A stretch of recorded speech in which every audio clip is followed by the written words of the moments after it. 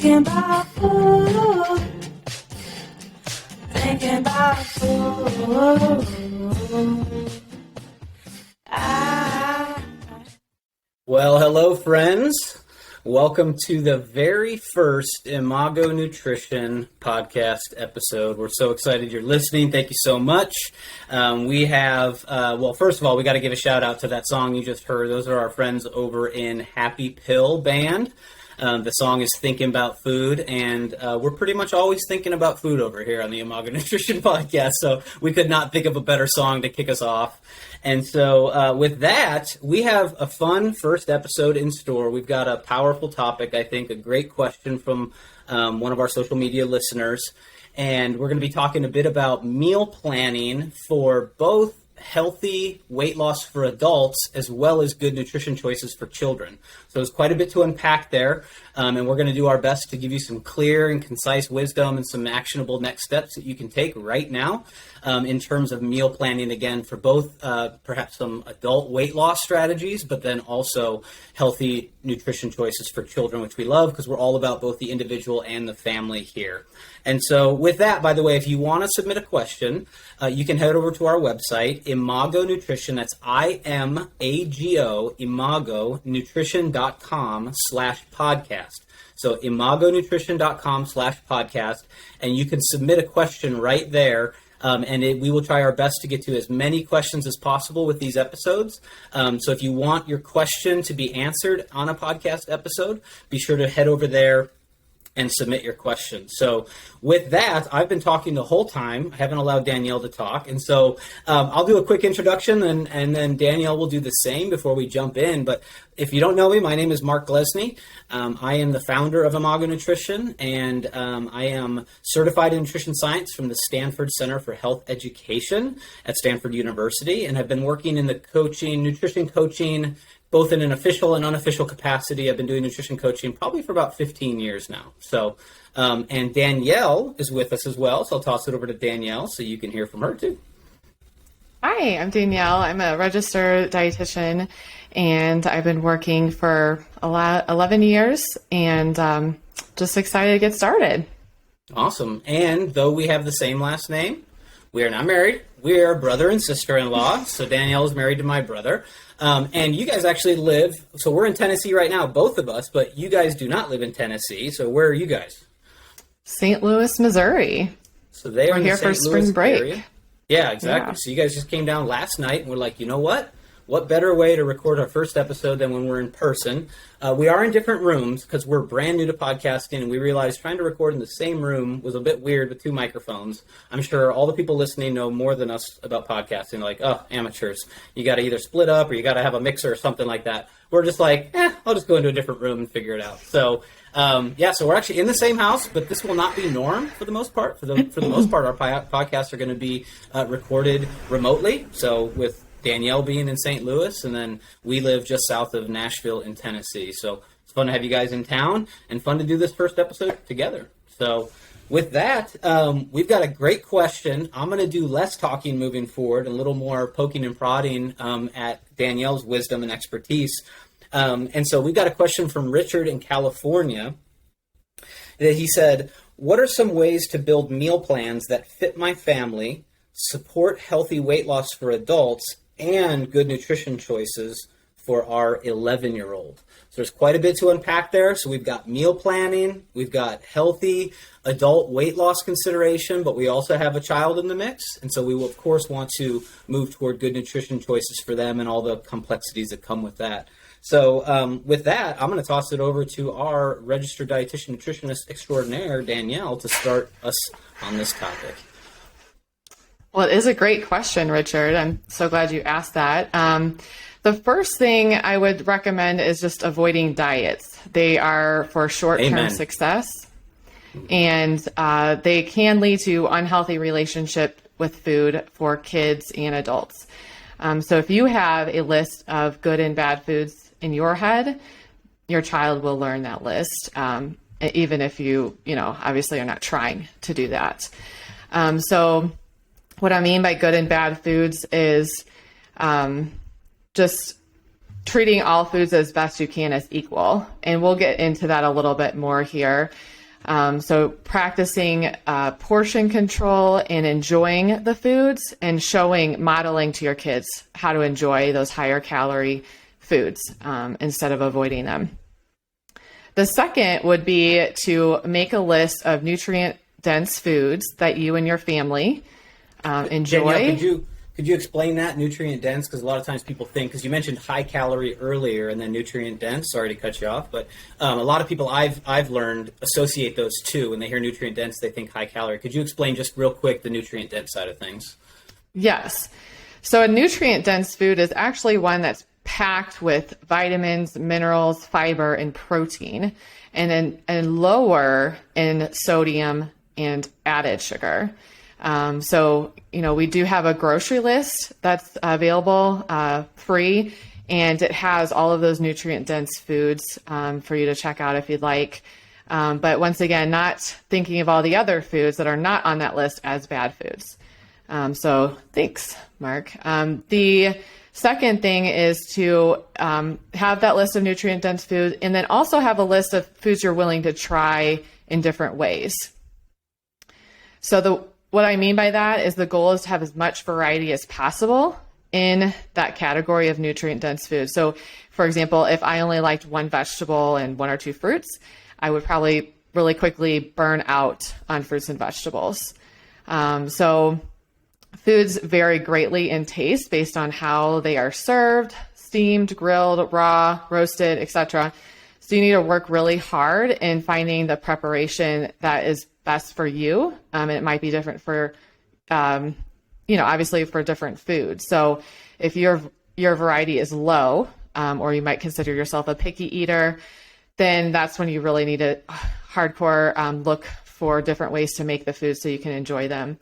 And so I'm not thinking about like a magic recipe that's going to make you love the food, although that can happen. I'm thinking about more so turning the hate of a food into an indifference, and then that indifference of a food into kind of good, and then that kind of good into, yes, I enjoy this. So obviously that's going to take time and practice. Some personal examples, my husband, Jared, Mark's brother, Jared, he didn't like salmon when we first got married, and I did find an Asian citrus salmon recipe, and he did fall in love with it. I'm so disappointed in him. I didn't know that about my brother. He didn't like salmon? Come on. So then the next one is green bell peppers. That was like my least favorite food, and he said that was his favorite vegetable. So obviously I wanted to have it in the house for him. And then when I ran out of mine, my different colors are, my favorite are the red, yellow, and orange. I tried his to see if I can start to like it. And now it's still not my favorite, but I can still enjoy it. Another example is quinoa. If you think of quinoa, it has like a texture that's maybe not super kid friendly. So instead of giving your child like a quinoa salad or a quinoa bowl, you'll have more success maybe putting that ingredient in a food. So like baked oatmeal is a really great recipe to put the quinoa in there, and they can really enjoy that. So next is taking all those foods and building a plate. Okay, so thinking of half your plate as produce, fourth of your plate protein, and a fourth of your plate carbohydrate. Now there are plenty of mixed dishes that can fit into that, so it doesn't have to be all separated on your plate. That can be overwhelming and boring. So like stuffed peppers is a great example. You have your high fiber grain like brown rice or barley, then you have your protein in there, and then the bell pepper, the vehicle, is going to really bump up that veggie for that plate. So lastly, the frequency and portions. Okay, so how I like to think about this is, one, practicing mindful eating habits. So if we're creating all foods as equal, we do need to make sure we're slowing down, chewing well, avoiding screens is a huge one for our culture. So you can really pay attention. Am I feeling satisfied with this? Do I actually like this food? Am I feeling full more quickly because it's higher in calories? So you can adjust your portions as you go. And Danielle, did you say avoiding screens? Did I catch that correctly? Yes. Oh, absolutely what is that? correct. What does that mean? Mark. I don't even know what that is. No phones at the table. No phones at the screens. table. Okay. Yep. No TV. Yeah. Those types of things. Gotcha. Even a book, I know it's not technically a screen, but people sometimes, if they're eating alone, they want to read too. So you're just really not paying attention as much of what you're putting in your body, so you don't really know if you're satisfied or still hungry. So can lead to less satisfaction at the meal. Amazing. So what I like to think about for frequency is kind of like a grade in school. Okay, so if you want to give your health an A, then 90% of the time you're going to be serving those nutrient-dense foods. If you want to give your health a B+, then 85% of the time you're going to be serving yourself some nutrient-dense foods. Serving your family, I'm sorry. So that's what I got for you today. Oh, that's cool. Yeah, and on the mindful eating thing, when I work with clients on mindful eating, a lot of times I take them through like sort of a mental picture of like sitting down and eating. What does this look like? So I start from the very beginning, right? And so this is, again, kind of back to that adult side of healthy weight loss. And just slowing down the process is one way. And we'll talk about energy balance here in a second too, because that's one of my favorite topics. I have to talk about energy balance. But I love what you said about just the mindful eating. That's something that I've been fascinated with and work with a lot of folks on as well. And thinking about a couple of things. So one, before you even eat a meal, drinking a glass of water.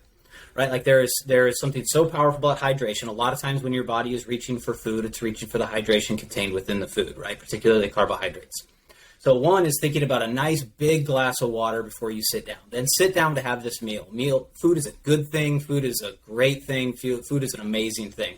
So we want to sit down and we want to say, I love food so much that I'm going to take my time to enjoy it. Right? Like we want a good movie to last, right? We want a good meal to last. And so this is actually about appreciating food more, not less, right? That nutritional strategy behind mindful eating, I think actually causes us to awaken to like more beauty of food rather than like less. So big glass of water, sit down. And then, Danielle talked about kind of how to think about your plate or how to think about some of the nutrients on the plate. But think about just the physical act of eating, right? So picking up your fork or your spoon, taking just one delicious bite. And then what I tell people is put the fork down, right? In between every bite, put the fork down and chew slowly. Like this is where it starts to get like amazing because you're just like, I'm going to actually just think about the food I'm eating more than things around me or shoveling it so I can get done and get going or whatnot. And just thinking about the texture, thinking about the flavor, thinking about the different nuances of that food. Chew it thoroughly, swallow it, enjoy it, take another drink of water or whatever you're having with your meal, right? You do that every time and you slow the meal process down. We know, and Danielle, I don't know if you have a number in mind. I hear everything from 20 to 30 minutes for the body to recognize that it's not full, but satisfied, right? Mm-hmm. So you want to extend that meal. So take your time so your body has time to say, oh man, I'm actually being nurtured. I'm actually being fulfilled. I'm being satisfied. It's not that I'm full, I'm stuffed. It's just that I can reach a point of not being hungry. And that's different too. That's one way to manage your intake just with mindful eating. And so you repeat that process. The other thing is, there's some tips and tricks about using 8.5-inch plates, not going back for seconds. Chances are you can fit on an 8.5 plate enough calories for an adult. Trust me, I do it every day, right?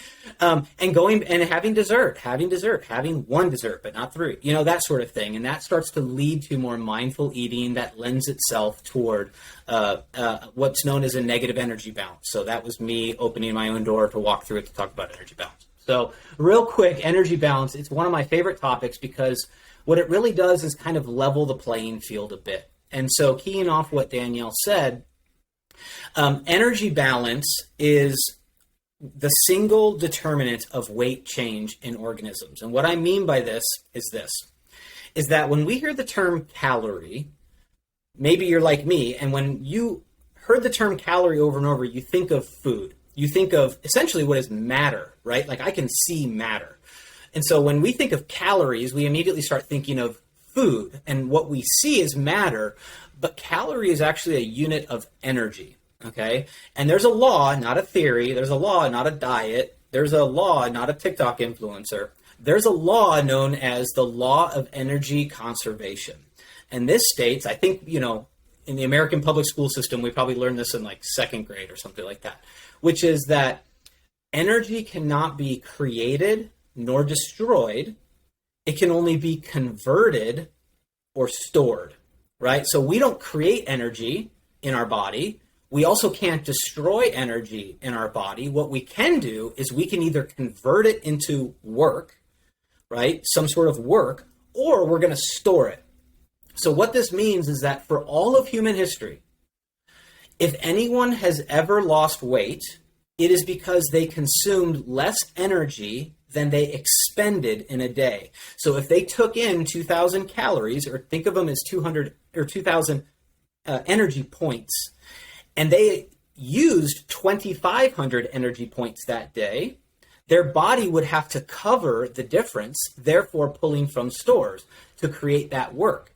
But it can't destroy that energy, and it didn't create that energy. So all said and done, if you bring in 2,000 calories in a day and you expend 2,500 calories a day on average over time, the body will lose weight. Again, this is a law. There are a lot of things that go into how your body balances energy. Hormones, body composition, height, weight, sex, gender, all this sort of stuff. Just exercise, et cetera, et cetera. However, the fundamental principle at play is energy balance. And so if you create a sustainable negative energy balance, less calories in than calories expended over time, the body will lose weight.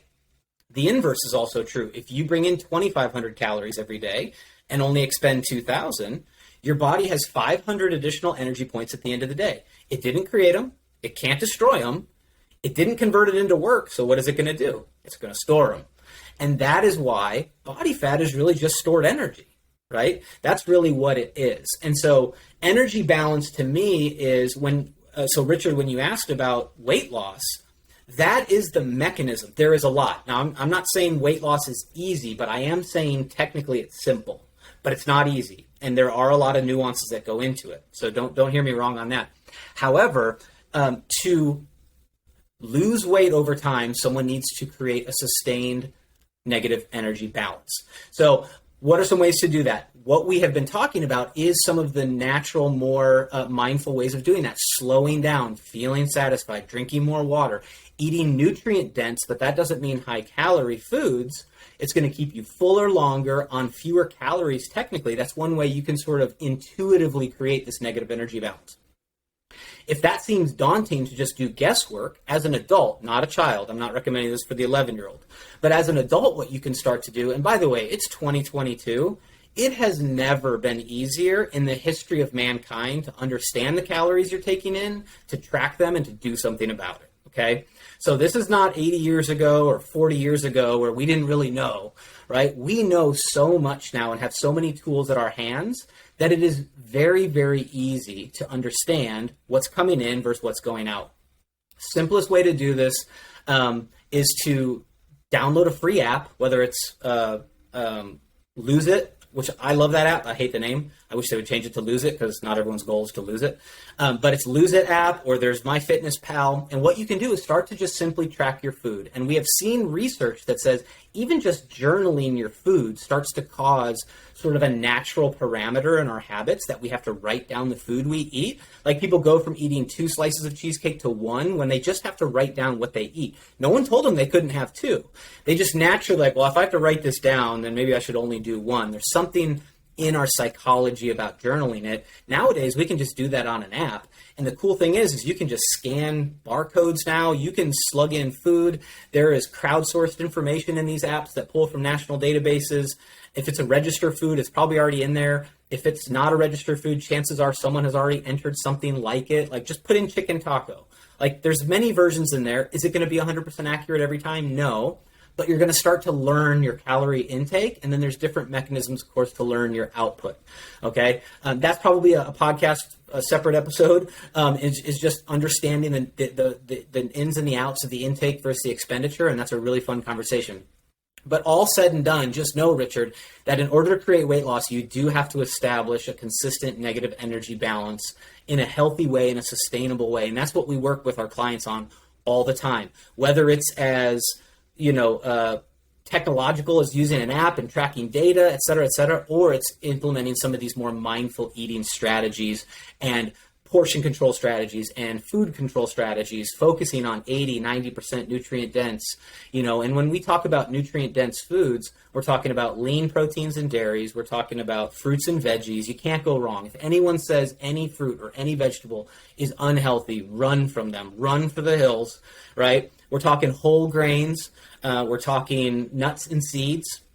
All right. So again, lean protein and dairy, fruits and veggies, whole grains, nuts and seeds.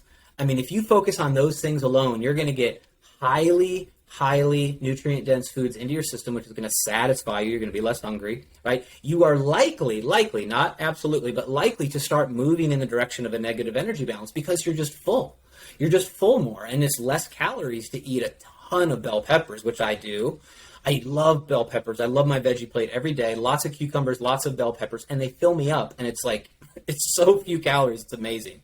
And I do a little hummus at times too. But all that's to say, that's really the mechanism. So I just wanted to kind of clarify the mechanism, because there isn't sort of a magical thing you can do to make yourself start losing weight.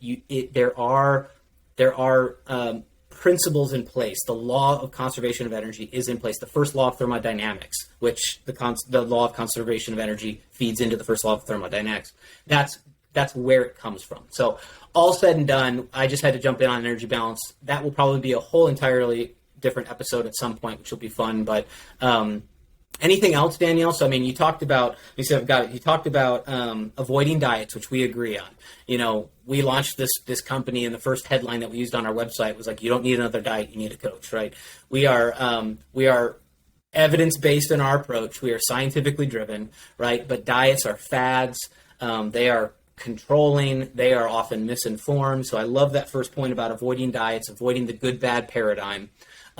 Food is a good thing. It's an original thing from God himself, right? In Genesis 1, he created food. It's a good thing. You talked about listing those nutrient-dense foods and foods to try in different ways, right? And start approaching that. I love that spectrum. What was that spectrum you said? From like objecting to the food, moving into, could you repeat that? Yeah. So don't like the food, indifferent to the food. It's like, I don't like it, but I don't really, hate it. And indifference to it's okay. And then, yes, I enjoy the food. So it's not that you're going to enjoy every food, right. But as much variety as you can is going to make you feel like you're not on a diet. You're not trying to stick to a certain plan. I did have another thing, Mark, going back to like the kids. So for kids, you are, going to be focusing on just providing the right foods, whatever percentage of the time, 90, 80%. And then they are in control of their portions. So they need to listen to their own bodies. They need to, ask for more or not eat a certain food on the plate. That's totally fine. And we can make this another whole episode because it's my favorite topic. But yes, the kids are in control of their own portions, and that kind of frees you up. You're not, monitoring their portions. You get to focus on your meal, as best you can without running for something else in the kitchen. And that's huge, right, Danielle? Like we're both parents, right? So you've got kids. Talk about your kids real quick. Graham, my oldest, is almost 7, and my youngest is almost 5. So and we have 3. So we have right now 12, 9, and 6. It's about to be 12, 10, and 6. But as parents, I think we all at some point are like, you have to finish your plate, or you have to finish that, right? But we were the ones that gave the portion, and then we're enforcing the finishing of the portion, right? So would you say that's a pretty big a pretty big learning for us as parents, is to allow the child to lead on the portion size? Absolutely. It's with good intentions. You don't want your child to be starving in 30 minutes, or this is the meal time and they're just not hungry yet. So they will get on your schedule. Sometimes they get off, right? If they're out at school or, they'll get off of your schedule eventually at times. But yeah, just let them choose their portions and stop when they're feeling satisfied, so they're not ignoring those God-given cues of when to stop and when to, keep eating. So I think there was one more. Let me see if I can think of it. For the kids specifically? I know your third point was kind of on frequency and portions, but... Yeah. Well, Maybe I guess another we'll give it episode. to you another day. Yeah. And by the way, you did mention that we have I'm glad you mentioned it. We do have what we call a starter grocery list that we house on our website. It's completely free. Just put in your email. We'll email it to you automatically. And what that does is that breaks out by section, like produce, freezer, pantry. When we first made this list of foods, I had it listed by macronutrient. And Danielle, for all the ladies listening, Danielle was like, no one shops by macronutrient, Mark. Like, this is absurd. You have to, like, have the freezer section, the pantry section, the produce section, the meat, seafood. I'm like, oh, yeah, because I'm like, here's all your proteins, here's all your carbs, here's all your fats, right? So what we did is we put together a starter grocery list, and what this is that's where Danielle and I put our heads together. We put our years of knowledge and coaching and counseling together, and we said, all right, though we don't dictate what foods people choose, we're not in that business. But a lot of people do come to like, okay, that's great, but I need a place to start. How do I start shopping for better foods? What are those foods? And what we did is we put together not an exhaustive list by any means. There's just too many foods in the world to put together an exhaustive list.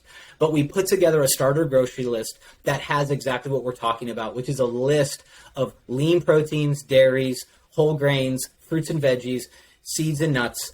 And it's these nutrient-dense foods so that it's not just out there in the nebulous, well, I listen to this podcast, now I need to go roaming the earth looking for nutrients foods. We have a document that literally lists them all out by section. You can get that, just go to imagonutrition.com/free. That's just where we're going to start housing some free documents.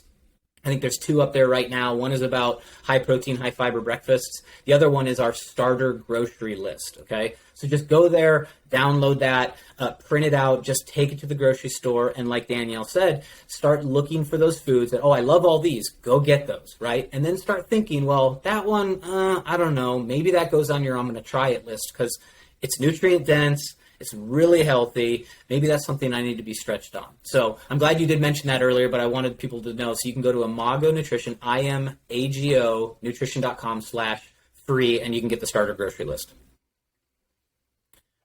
So that's that. Anything else, Danielle? I think we're coming to the close of our first episode. We made it. I hope I clicked record. If not, it's going to be really awkward. We're going to have to do this again, but... It's National Nutrition Month, so happy National Nutrition Month. Oh, that's March. right. So we're recording this in March of 2022. And so National Nutrition Month, I didn't even realize that. Well, terrific. And we launched our business officially on March 28th of 2021. So I'm glad we barely snuck it into National Nutrition Month. Thank goodness. We didn't plan that. I would like to say I planned it, but that was by happen chance. So awesome. Anything else on your end before I kind of wrap us up? No, thank you. Awesome. Very cool. Well, thanks again, Richard, for the question. Again, if you have a question, if you're hearing this and you've got that one burning question you want to know that you've heard so many differing opinions on, we will do our best to get to as many questions as we can with these upcoming podcast episodes. And so, again, if you want to submit a question, head over to Imago Nutrition, IMAGO, nutrition.com/podcast. And while you're at it, if this was helpful to you, we're honored that you're here. We're honored that you're listening. If you wouldn't mind subscribing to the podcast, of course, you could leave a rating and a review for us. That always helps other people find the podcast as well. And then if you've got someone in mind that you're like, this one episode would help my one friend, just do us a favor and share this episode with them. We're just trying to help as many people as we can.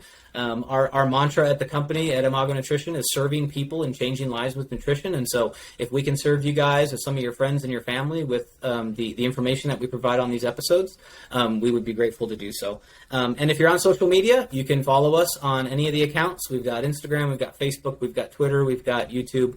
It's all at Imago Nutrition, IMAGO Nutrition. And we will see you out there. So with that, I'm going to tap our outro music, and we're going to get out and go hang out with the kids. All right. Thanks, Danielle.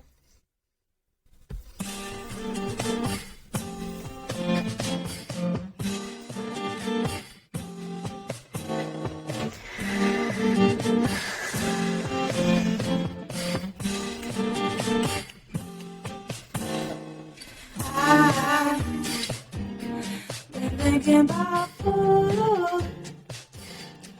Thinking about food.